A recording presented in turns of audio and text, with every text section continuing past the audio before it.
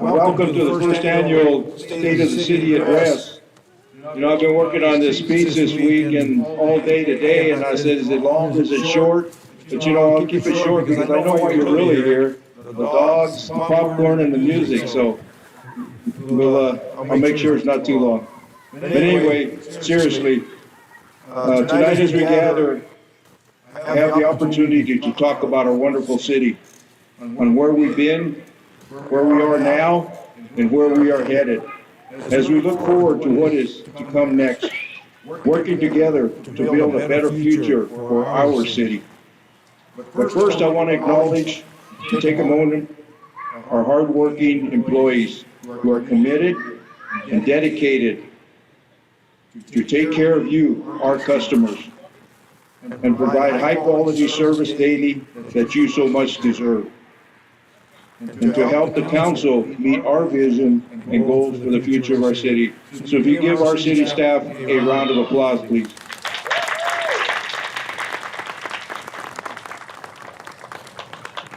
I also want to take the opportunity to introduce our city manager, Paul Jepson.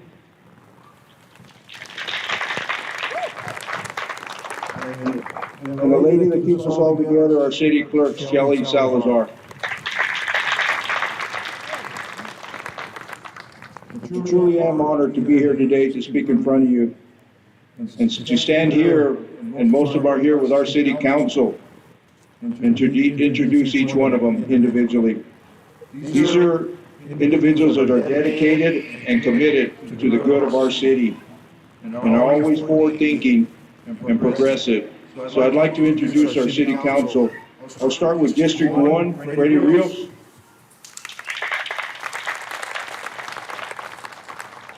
District 2, Mike Pastor. District 3, Jesse Leatham. District 4, Mike Stapleton. District 5, Mariano Gonzalez. And District 6, Fernando Shipley. I also want to point out a couple of dignitaries that are here. I don't know if I got them all. We have Miami Town Council member Dan Moe, Judge John Perlman. We have former Councilman Larry Alderman and Dia Roshire. I want to introduce Cameron Farr also, who's the new Executive Director for Haven Health. Marianne Moreno with the Tri-City Fire District. And Mayor Rose as Executive Director of CAG, Central Arizona Government. Thank you for attending.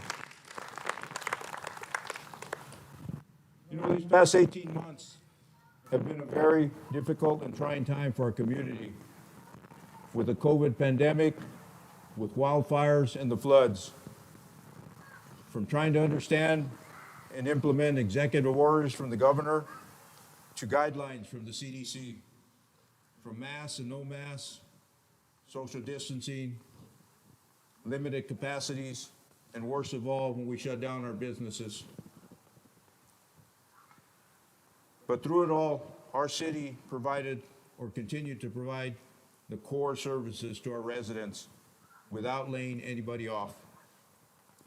Our city staff was hit hard first initially back when COVID started, and we are proud in how they stepped up and moved forward, establishing an internal COVID team, leadership team, that met on a daily basis to develop guidelines and protocols on how to protect not only our employees, but our residents. These are the behind the scenes work that was done as we work through these difficult times. I need to also mention Daniel Tremmel, our IT specialist. I'll tell you, with all the upgrades that he has established within our city to live streaming our meetings and providing live updates via social media and stuff. I'll tell you, messages would have not got out there if he wasn't doing that. And I'm proud of our city to upgrade to the next level on social media. And then when the vaccines came along, who do you think led the nation in getting it done first? Our community, Southern Gila County. With the cooperation and relationships between the county, the town of Miami, Cobra Valley Regional Medical Center, and Gila County government, a plan that gave national recognition to Southern Gila County. Then came the telegraph fire that skirted around our community amazingly. But it was because of those hardworking 1,000 firefighters that came from all over the United States to take care of our community.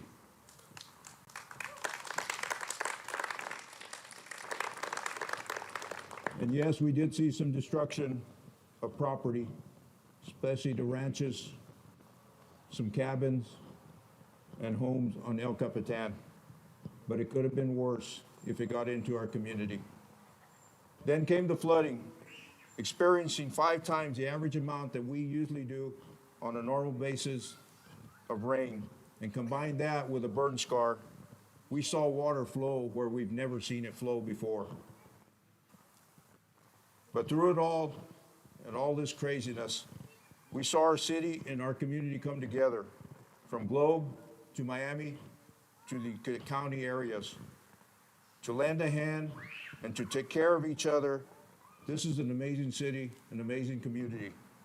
We have shown the resiliency to get through difficult times by working together. I want to talk a little bit about partnerships and how important they are to move things along. I know I'm in my 5th year, my 2nd term as mayor. And having worked with the city for 30 years prior, I had the advantage of knowing the city's operations and structure. I ran for office to give back what this city gave me: support, a career, and an opportunity to support my family. Coming from the fire service, one of our main goals in the fire service is to provide high quality customer service and to establish strong relationships and partnership, not just locally, but regionally and statewide. We cannot go at it alone. We are stronger when we work together. And when you get to those stakeholders and you get their buy-in, they need to have the confidence in the projects that you are proposing. In my time as an employee with the city, there were some things that I felt that we needed to improve in. To take down walls and better communicate and build a friendly environment with our residents, our organizations, and our business community.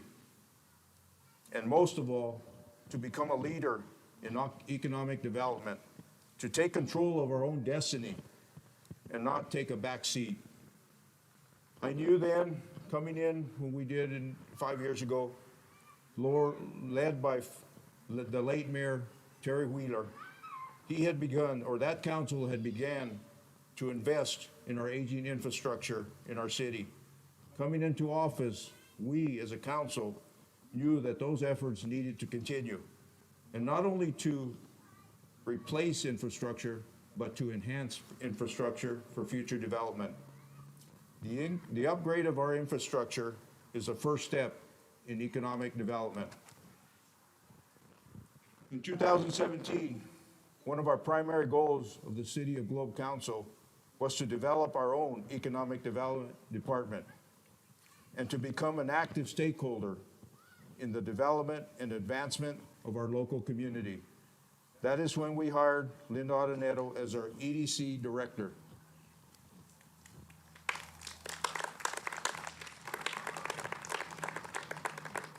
And this all was made possible through a grant from Rural Communities Assistance and Corporation and HUD. We were awarded a 3-year Building Rural Community grant that helped with the funding needed to establish this department and to provide technical training service for our staff. In the 3 years working with RCAC, the department has led many community-driven initiatives. One of those is the Gila Proud 60 Corridor Cleanup, a program that will keep somebody on our Highway 60 corridor cleaning year-round. When people come to visit our community and they see the trash and the weeds and everything that's on there, what do you think they're going to think of our community? We need to make sure that that corridor is clean all the time.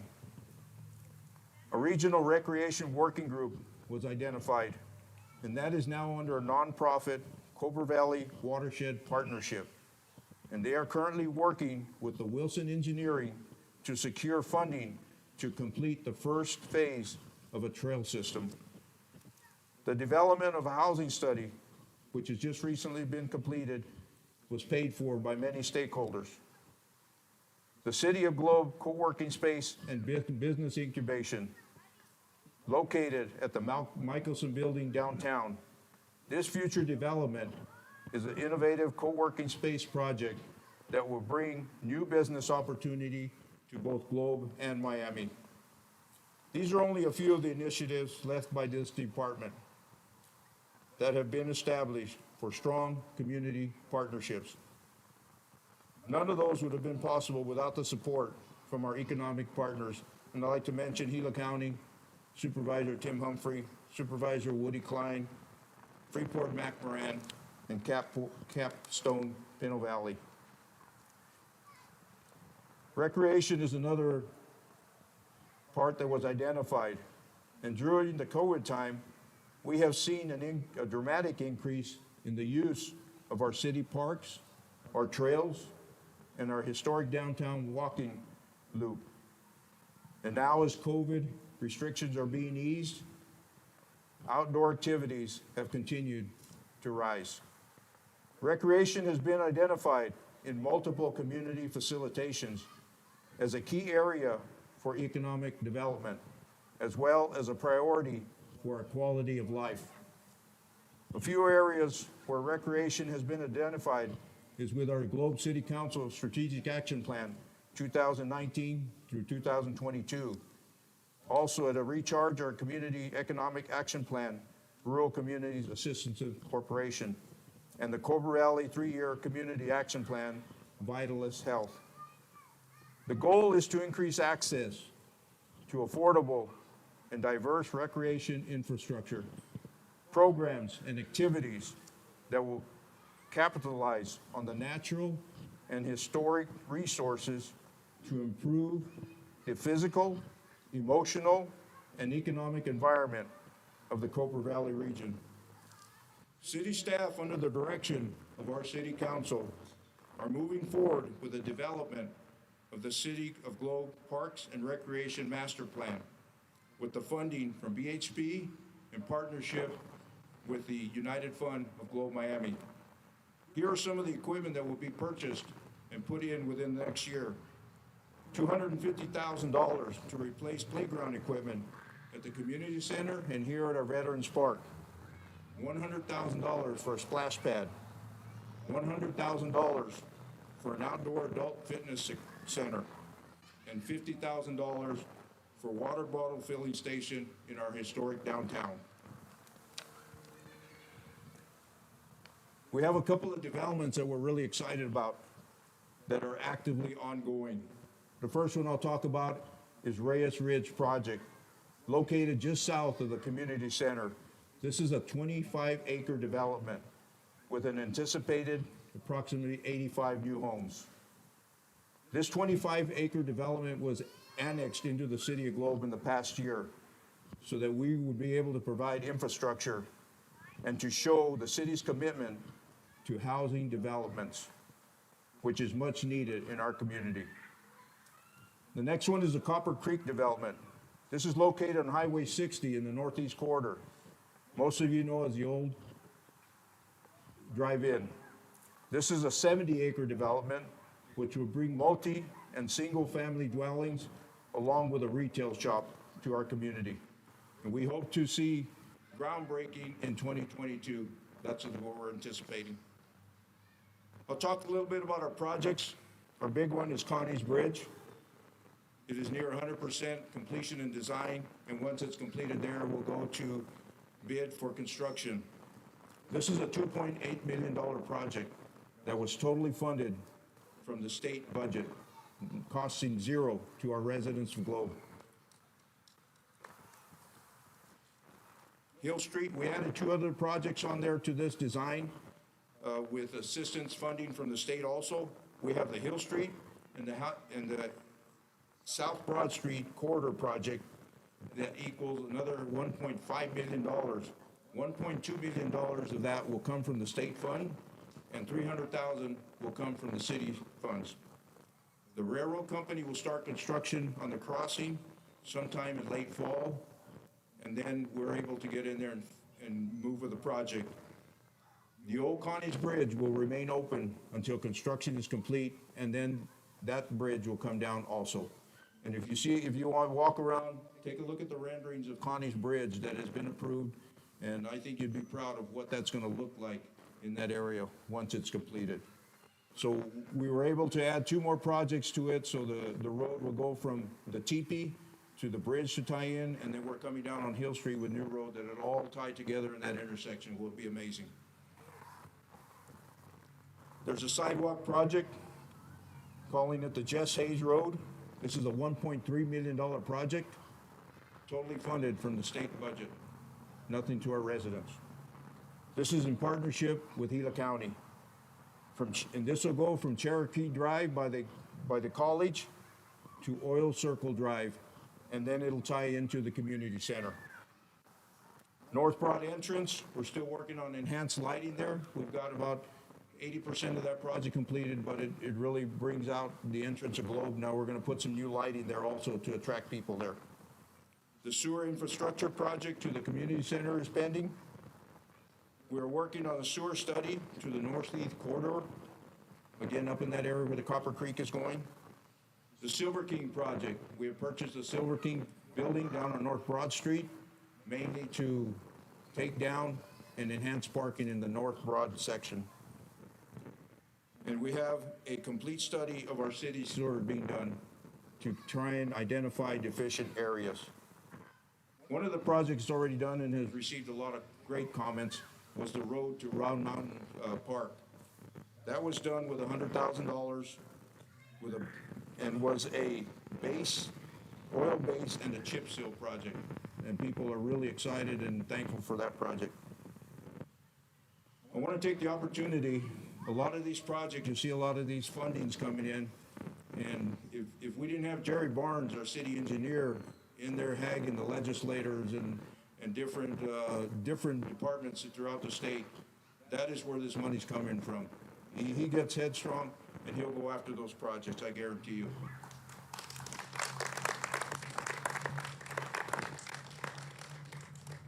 And going after them, though, you have to have shelf-ready projects, and he has been working, I guess Rick Powers is also working in conjunction with Jerry, and they have really worked hard to get these projects, because those are the ones that are going to get the higher number of points if you have a project that's ready to go right off the shelf when that funding comes available. We also have to thank Senator T.J. Shope, Representative David Cook, and the late Representative Frank Pratt, amazing advocates for the city of Globe and the funding that we have been receiving. Without their support in the legislature, it would have been difficult.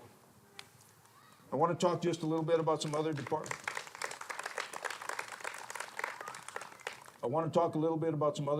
We have our library, who is always active and continued active through the COVID shutdown.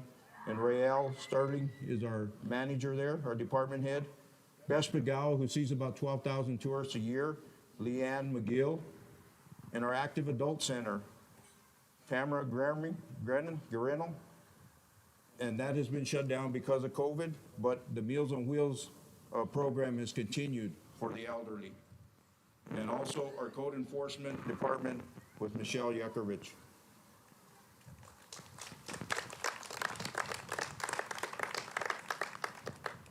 Our Public Works Department, led by Public Works Director John Angulo, provide us with the core services that we rely on every day. And sometimes we take those for granted. You know, sometimes we need to take a step back and look at the whole picture. Think of what are the individual pieces and moving parts that merge together to assure that you have running water every morning, that your toilet flushes, and your garbage is picked up. Public Works is a department that makes this happen. These are the core services they take care of: water, sewer, garbage, all our facilities, all our parks, and they do this with very limited resources.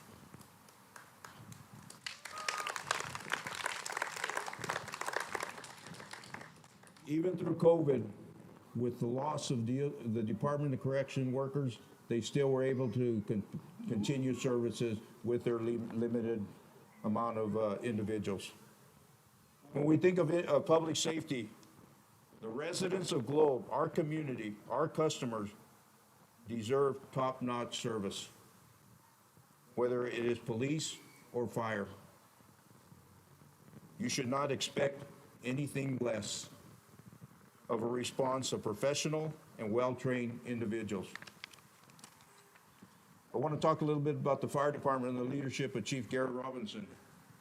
They have continued to seek outside funding to help upgrade different types of equipment. They were recipients of a $390,000 grant to replace their self-contained breathing apparatus, which already was hitting about 20 years old that they had.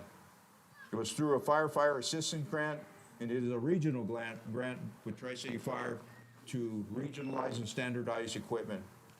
They also received a Homeland Security grant in the amount of $70,000. It's a regional grant, again, to standardize communication and finally upgrade our radios to 800 megahertz. They are in the process of purchasing a second set of turnouts for each firefighter. This is an initiative to decrease the amount of exposure that those firefighters undertake in the scene, to decrease cancer, NFPA requirement, and cancer risk strategies for firefighter safety. We have too many firefighters dying of cancer. Recently ordered is a Type 3 engine. This is a wildland urban interface pumper that will be used for rescue and for wildland assignments. It's ordered through a lease purchase, and we hope to get that possession, I think, the last part of 2021. We are in the design phase of a new state-of-the-art fire station. We have purchased the land at 703 East Ash Street. Most of you know it as the old Dr. Durham building. That building will come down, and we will design a new state-of-the-art station from the ground up.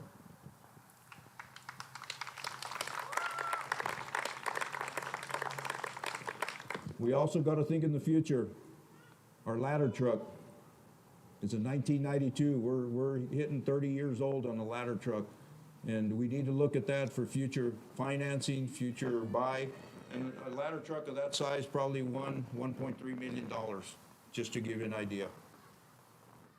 Police department, 3 years ago, this council conducted an extensive nationwide search for a new police chief. And we were fortunate to have found and able to hire Chief Dale Walters. He is an amazing individual. We are fortunate to have him. Since then, he has brought unity, increased morale to the department, professionalism, change of culture, training, and a full staff for the first time in many years.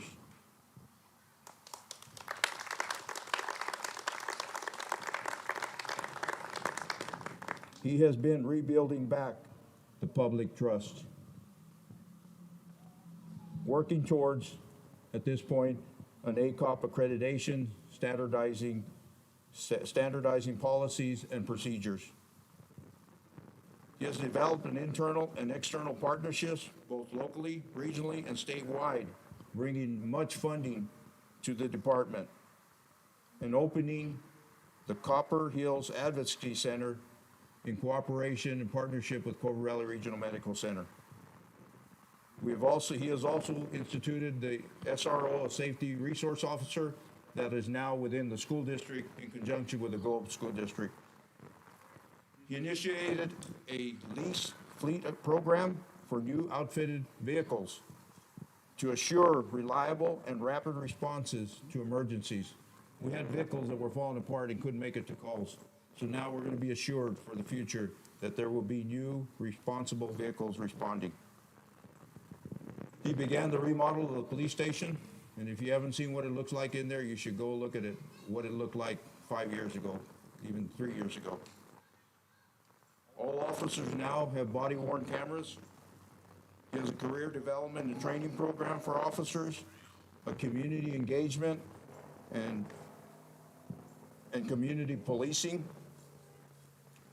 He introduced a competitive, comprehensive restructure of salaries for the retention of our officers to keep them in our area. He has created a department to be proud of.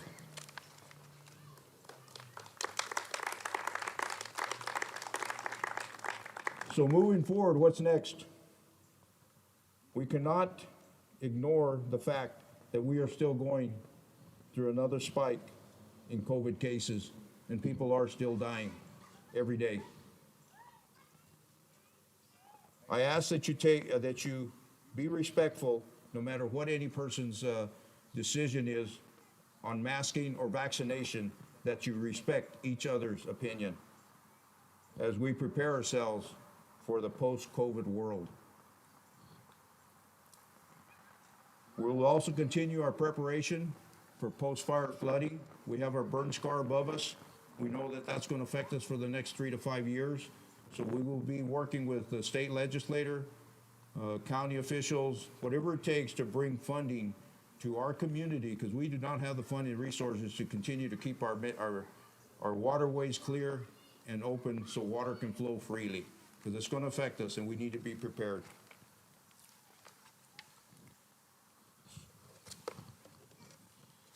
So in recap, our short-term projects, we want to continue to invest and expand in our infrastructure. Completion of the community center pool by May 2022.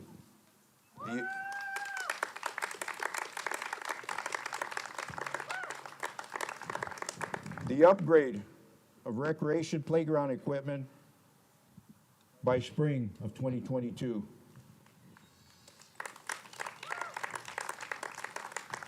Continued work on Connie's Bridge to complete that project. The construction of the Jess Hayes Sidewalk project. Completion of the study of the expansion of the Northeast Corridor Sewer project. Building a relationship with the San Carlos tribe for further economic development business partners. Design of a new state-of-the-art fire station, and continue to seek out any annexation opportunities.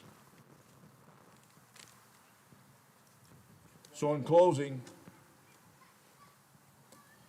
we need to, as we look forward, we need to commit to working together, because our city's future will be about us coming together, working together to build our community and create new opportunities. We need to continue to tell our story. Our history alone tells the many stories of our amazing city. We need to create an atmosphere of community pride. Pride is a spark that creates momentum, that gets things done. Continue with our city's marketing master plan and encourage the importance of shopping local, keeping that revenue in our community to pay for our services. And for the first time,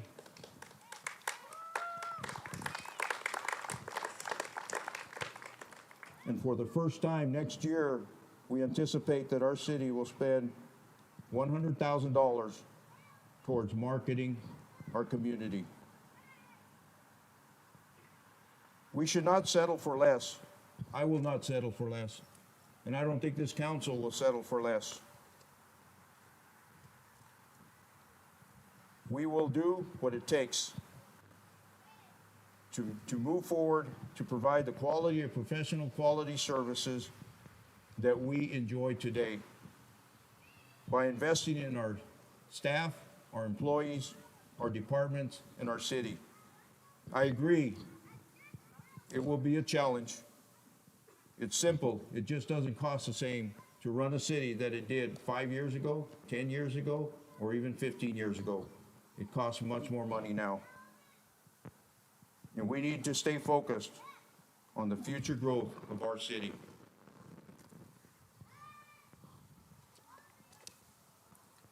We need to do what it takes to avoid a structural deficit due to the rising cost of providing city services in the dynamic times that we live in now. This is how we build a better, sustainable city, a city that we are proud to live in, play in, and work in.